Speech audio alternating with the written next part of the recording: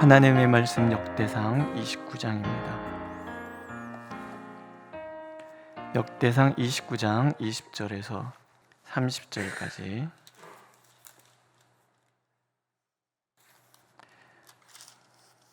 함께 읽겠습니다. 20절. 다윗이 온 회중에게 이르되 너희는 너희 하나님 여호와를 송축하라 하며 회중이 그의 조상들의 하나님 여호와를 송축하고 머리를 숙여 여호와와 왕에게 절하고 이튿날 여호와께 제사를 드리고 또 여호와께 번제를 드리니 수송아지가 1000마리요 수량이 1000마리요 어린 양이 1000마리요 또 그 전제라 온 이스라엘을 위하여 풍성한 제물을 드리고 이날에 무리가 크게 기뻐하여 여호와 앞에서 먹으며 마셨더라.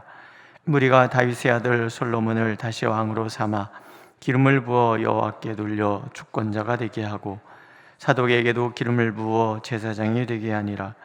솔로몬이 여호와께서 주신 왕위에 앉아 아버지 다윗을 이어 왕이 되어 형통하니 온 이스라엘의 그의 명령에 순종하며 모든 방백과 용사와 다윗 왕의 여러 아들들이 솔로몬 왕에게 복종하니 여호와께서 솔로몬을 모든 이스라엘의 목전에서 심히 크게 하시고 또 왕의 위엄을 그에게 주사 그전 이스라엘 모든 왕보다 뛰어나게 하셨더라. 이새의 아들 다윗이 온 이스라엘의 왕이 되어 이스라엘을 다스린 기간은 40년이라. 헤브론에서 7년간 다스렸고 예루살렘에서 33년을 다스렸더라. 그가 나이 많아 늙도록 부하고 존귀를 누리다가 죽음에 그의 아들 솔로몬이 대신하여 왕이 되니라. 다윗 왕의 행적은 처음부터 끝까지 선견자 사무엘의 글과 선지자 나단의 글과 선견자 갓의 글에 다 기록되고 또 그의 왕된 일과 그의 권세와 그와 이스라엘과 온 세상 모든 나라의 지난 날의 역사가 다 기록되어 있느니라. 아멘. 하나님 앞에 성전 건축 봉헌 예물을 다 드리고 그것이 너무 감사해서 다윗이 하나님께 감사의 기도를 드립니다. 이제 마지막인 거지요. 그러면서 다윗이 온 백성들에게 여호와를 송축하라. 그랬더니 회중이 여호와를 송축하고 또 왕에게 절하고 그 다음 날에는 제사를 드리되 정말 풍성한 제사를 하나님 앞에 드리죠. 그리고 번제를 드리고 전제를 드리고 하나님 앞에서 먹고 마시고 즐거워합니다.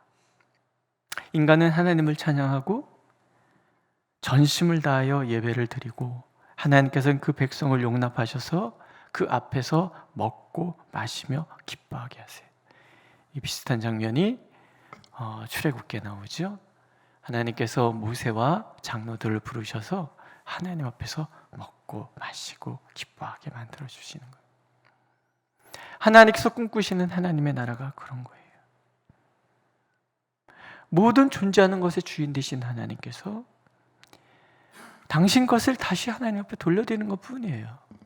그러나 그 돌려드리는 모든 행위에서 어제 말씀드린 것처럼 이스라엘 백성들은 하나님 앞에 감사를 드리고 하나님은 그 감사를 받으셔서 이들과 함께 잔치를 하시는 거예요.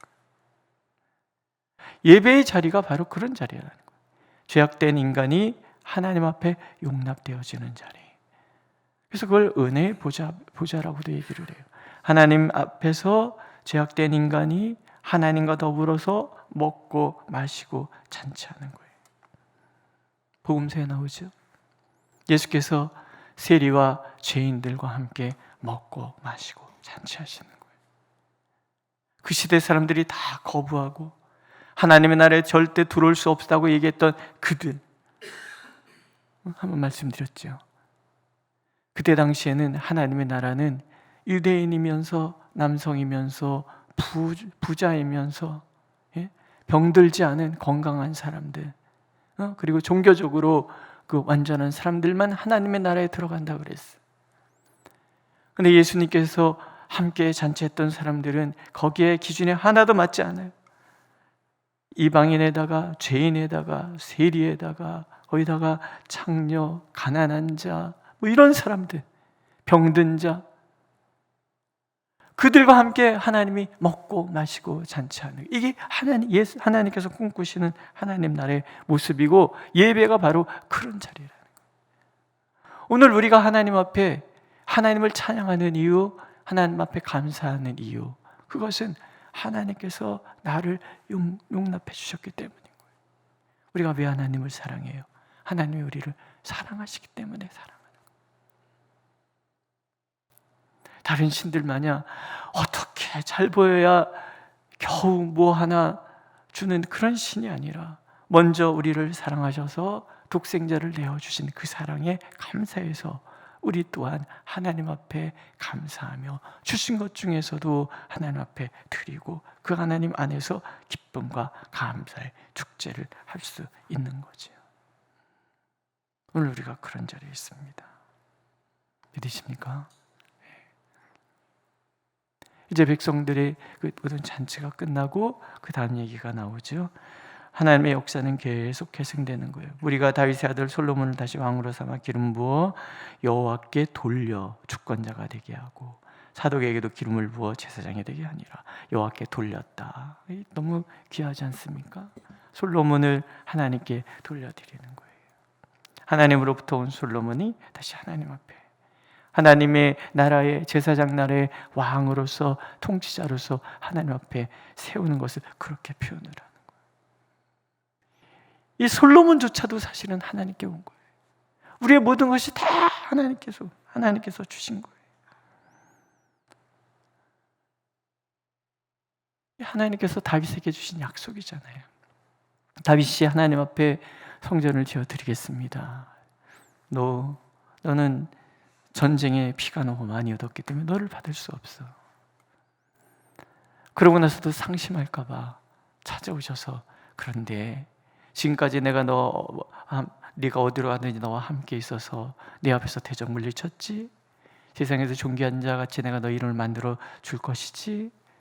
중요한 것, 내 아들을 통해서 내가 이 성전을 받을 것이다. 그리고 나는 그에게 아버지가 되고 그는 내게 아들이 되어서 사람 막대기 인생 책찍으로 그를 다스릴 것이고 인도할 것이고, 그래서 그를 참으로 존귀하고 아름다운 자 되게 하고 그 아이들뿐만이 아니라 네 그 마음을 기뻐해서 네 후손의 후손 이 왕위가 끊어지지 않게 할 것이다. 하나님이 약속하셨잖아요. 다윗 앞에 지금 그 약속을 실천하고 계신 거예요. 열왕기서에 보면은 다윗이 이것에 대해서 감사하잖아요. 하나님, 제게 아들을 주셔서 다음 하나님의 나라, 그렇게 사랑하는 이스라엘, 그렇게 사랑하는 하나님의 나라, 그것이 단절이 아니라 이어지도록 계승되도록 만들어주신 하나님 감사합니다라고 다윗이 하나님 앞에 기도하잖아요. 거룩한 나라, 제사장 나라 끊어지지 않도록 이어가시는 하나님. 사람은 바뀔 수 있지만 하나님이 바뀌질 않아요. 그러니까 하나님에 의해서 약속들은 계속 계승되고 또 계승되고 또 이루어지는 거예요. 아브라함 다음에 이삭이 등장하고, 이삭 다음에 에서를 보니까 걱정스럽잖아요. 별로 하나님의 약속에 대해서 관심도 없고 그냥 그 들판에서 뛰어다니며 사냥이나 하고, 현실적인 삶을 살아가는 에서를 척 보면은 다음 세대가 이어질까 싶은데, 말 같지도 않은 야곱이 갑자기 그렇게 곤모술수를 다 동원해서 차지하는 그 열정 하나님 보시고 이스라엘로 바꿔주시고, 그 후대 유다나 요셉을 통해서 보면은, 또 레위를 통해서 보면은 어떻게 이렇게 귀한 자녀들이 약속의 계보를 이어가는가 싶고, 사사기 시대 영적 암흑기의 나라가 완전히, 제사장 나라는 무슨 다 물 건넌 것 같이 그러 보여도 결국은 한 나라는 여인을 통해서 사무엘이 등장하고, 사무엘을 통해서 이스라엘이 다시 놀라운 부흥의 역사가 일어나고, 그 와중에 다윗이 등장해서 나라를 견고히 세우고, 우리가 이제 역대하를 읽어갈 때 보면은 위태위태해요. 위태위태한데도 끊임없이 하나님의 사람들이 등장하고 또 등장하고 또 등장하고, 그러나 인간에게는 한계가 있잖아요. 그래서 결국은 하나님께서 독생자를 보내셔서 영원한 하나님의 나라의 꿈을 이뤄가고 계시는 거예요. 우리 한 사람 한 사람이 부족하지요. 그럼에도 불구하고 하나님은 우리를 또 세우시고 우리를 또 세우고 우리의 후대를 또 세우고 그렇게 가요. 교회라는 것은 그렇지 않습니까? 어떤 특별하게 탁월한 목사님이 등장할 때가 있어요. 그러나 그분도 그 시간은 정해져 있는 거고 그 다음에 또 그 다음에 또 그 다음에 또 오늘 우리의 삶이 늘 그런 거죠. 그게 복이라는 거예요. 하나님의 나라 예배가 멈추지 않도록 하나님께서 우리 교회 또 나라 우리 가정도 그렇게 주도해 가신다는 거예요. 성도님들의 가정에서 자녀들이 신앙이 좋은 자녀들도 있고 저거 언제 교회 다니나 싶어 걱정스러운 그런 자녀들도 있고 다 있어요. 다 있는데 중요한 건 뭐예요? 다윗이 하나님 앞에 전심으로 살았더니 하나님께서 솔로몬을 세우시고 또 세우시고 또 세우시고 그러셨던 것처럼 하나님은 오늘도 그렇게 세워가실 거라는 거예요. 사독 아론의 후손 사독이 제사장이 되어서 또 교회 성전 예배가 계속 이어져 가는 것처럼 하나님은 그렇게 우리 자녀들을 통해서 예배를 계속 받으실 것이야. 희망, 이게 우리 희망인 거죠. 그래서 오늘 우리가 하나님 앞에 기도하는 게 그런 거예요. 하나님이 솔로몬을 세우시잖아요. 그 하나님이 솔로몬을 높여주시는 거예요. 보면은 이스라엘이 그의 명령에 순종하며 모든 방백, 용사, 다윗 왕의 여러 아들들이 솔로몬에게 복종하였다. 왜냐하면 하나님께서 솔로몬을 모든 이스라엘 목전에 심히 크게 하시고 왕의 위엄을 그에게 주사 그전 이스라엘 모든 왕보다 뛰어나게 하셨기 때문이다. 솔로몬이 왕이 되는 게 그냥 된 것은 아니잖아요. 여로보암이 있었고 또 그 다음에 또 있었고 왕이 되고자 하는 왕자들이 많았단 말이에요. 그러나 그 중에서 솔로몬을 하나님이 세우시는 거예요. 그리고 모든 이스라엘 복종하게 만들어요. 높이고 낮추심이 하나님께 있는 거예요. 우리 12절에 보면 부와 기가 주께로 말미암고 또 주는 만물의 주제가 되사 손에 권세와 능력이 있사오니 모든 사람을 크게 하심과 강하게 하심이 주의 손에 있나이다. 나를 크게 하고 귀하게 하는 것이 다 하나님의 손에 있는 거예요. 오늘 나의 삶이 하나님 안에 있다는 것은 그런 거예요.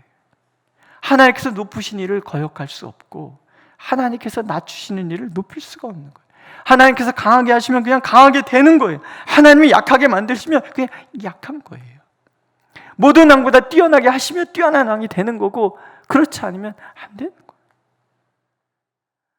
하나님이 모든 것의 주관자가 되셔서 나의 삶을 인도해 가신다고 하면 우리가 할 일은 한 가지밖에 없는 거예요.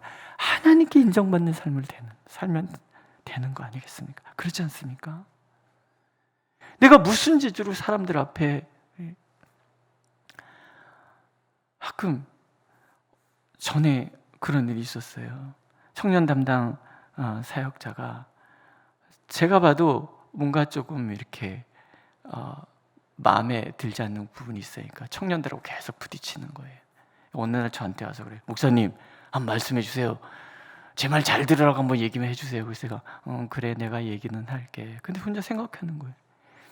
담임 목사가 야 목사님 말씀 잘 들어 그런다고 그 인격이 안 된 사람의 얘기를 청년들이 따르냔 말이죠. 결국은 내가 하나님 앞에 인정받아서 하나님이 높여주셔야 사람들이 존중하고 따르는 것이고 내가 준비가 되어 있지 않으면 하나님이 안 높여주실 것이고 그러면 그런 거고 그렇지 않습니까?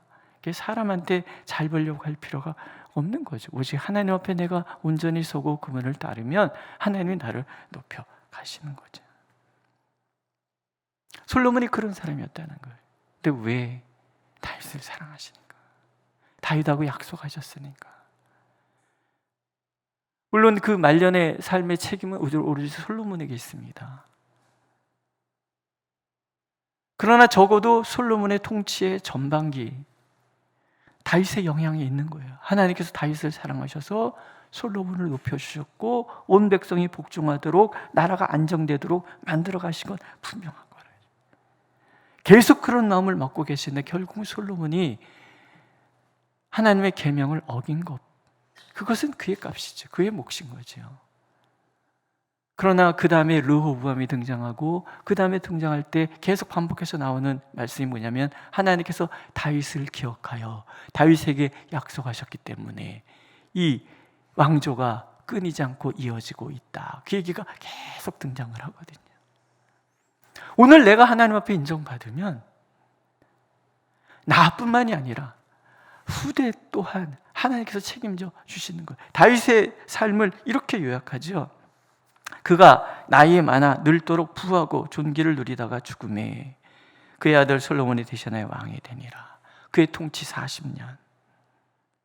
그의 날은 영원하지 않지만 오래였고 그의 삶은 부하였고 존귀하였다. 그의 업적은 사무엘과 나단과 갓 선지자들이잖아요. 그들의 손에 기록되었다. 그 얘기는 뭐예요? 다윗의 그 모든 삶은 선지자들을 통해서 하나님이 계시하고자 하셨던 하나님의 계시, 하나님의 나라의 모습, 하나님의 약속의 상징과 같았다라는 거예요. 선지자들에게 주는 그 하나님의 말씀들, 그 말씀들의 성취가 바로 다윗이었다. 그런 얘기예요. 그래서 사무엘 선지자가 기록하고 나단 선지자가 기록하고 갓 선지자가 기록하였다. 그 삶을 무엇으로? 하나님의 약속의 말씀으로. 그래서 여호수아부터 열왕기하를 전기 예언서라고 그래요. 선지서라고 얘기를 해요. 기록된 하나님의 말씀이라는 거예요. 예언서들이 선포된 하나님의 말씀이라 한다면 다윗의 모든 삶은 기록된 하나님의 말씀이라는 거예요. 그 얘기는 뭐냐면 다윗의 모든 삶에 적용됐던 그 모든 원칙이 오늘 우리에게도 하나님의 말씀으로 전해지고 있다는 거예요. 왜? 다윗이 하나님을 사랑했기 때문에. 오늘도 하나님께서 다윗 같은 삶을 우리에게 원하시는 거예요. 다른 거 필요 없이 연약함 그대로 있죠. 사악한 부분은 얼마나 많아요. 그럼에도 불구하고 늘 하나님 앞에서 시편 51편에서 극명하게 표현됩니다. 나를 주님 앞에서 멀리하지 마시고 주의 성령을 거두지 말아 주옵소서. 범죄 중에도 다윗은 그렇게 기도하는 거예요. 하나님의 긍휼을 삼아요. 내가 범죄한 거 맞습니다. 나는 머리부터 발끝까지 죄인입니다. 죄악 중에서 잉태되었고 내 앞에는 항상 죄가 있음을 내가 압니다. 그러나 하나님 은혜를 베푸셔서 나를 주님 앞에서 멀리하지 마옵소서. 그래서 하나님을 붙들고 또 붙들고 하나님을 전심으로 바랬던 그 다윗의 모습을 사도행전에서 하나님이 내 마음에 쏙 드는 사람이다. 안전해서가 아니에요. 부족함 중에도 전심으로 하나님을 바랬던 사람이었기 때문에. 자, 하나님께서 우리의 마지막 날 나를 무엇라고 기억해 주실 것인가? 나의 삶을 무엇라고 평가해 주실 것인가? 이건 굉장히 중요한 얘기입니다. 오늘도 하나님 우리가 다윗처럼 전심으로 하나님을 사랑하고 하나님 앞에 모든 것을 드리는 그 삶을 살기를 원하시고 그래서 하나님으로부터 부하고 존귀하고 건강하게 그렇게 살다가 주님 품에 안기는 우리가 되기를 원하시고요. 그뿐만이 아니라 우리로 인해서 후대까지도 복을 받는 그런 삶을 살아내기를 간절히 정말 간절히 원하고 계십니다. 기도하겠습니다. 하나님, 다윗처럼 부족함이 많지만 또한 다윗처럼 전심으로 주님을 섬기는 삶을 살아가는 우리가 되게 하여 주옵소서. 하나님 안에서 언제나 잔치하고 하나님이 주시는 그 분복을 누리다가 주님 품에 안기는 것뿐만이 아니라 우리가 헌신하는 그 모든 삶을 통해서 우리 후대까지도 하나님 앞에 붙들림 받고 하나님께 쓰임 받고 그렇게 믿음의 거룩한 계보가 이어져가는 복을 우리가 누릴 수 있도록 우리를 은혜를 베풀어 주시옵소서. 그래서 우리 그러기 위해서 전심으로 주님을 사랑합니다. 전심으로 주님께 감사합니다. 그렇게 살아내는 우리 모두가 되도록 은총을 베풀어 주옵소서. 예수님의 이름으로 기도드렸습니다. 아멘. 하늘에 계신 우리 아버지, 아버지의 이름을 거룩하게 하시며 아버지의 나라가 오게 하시며 아버지의 뜻이 하늘에서와 같이 땅에서도 이루어지게 하소서. 오늘 우리에게 일용할 양식을 주시고 우리가 우리에게 잘못한 사람을 용서해 준 것 같이 우리 죄를 용서하여 주시고 우리를 시험에 빠지지 않게 하시고 악에서 구하소서. 나라와 권능과 영광이 영원히 아버지의 것입니다. 아멘.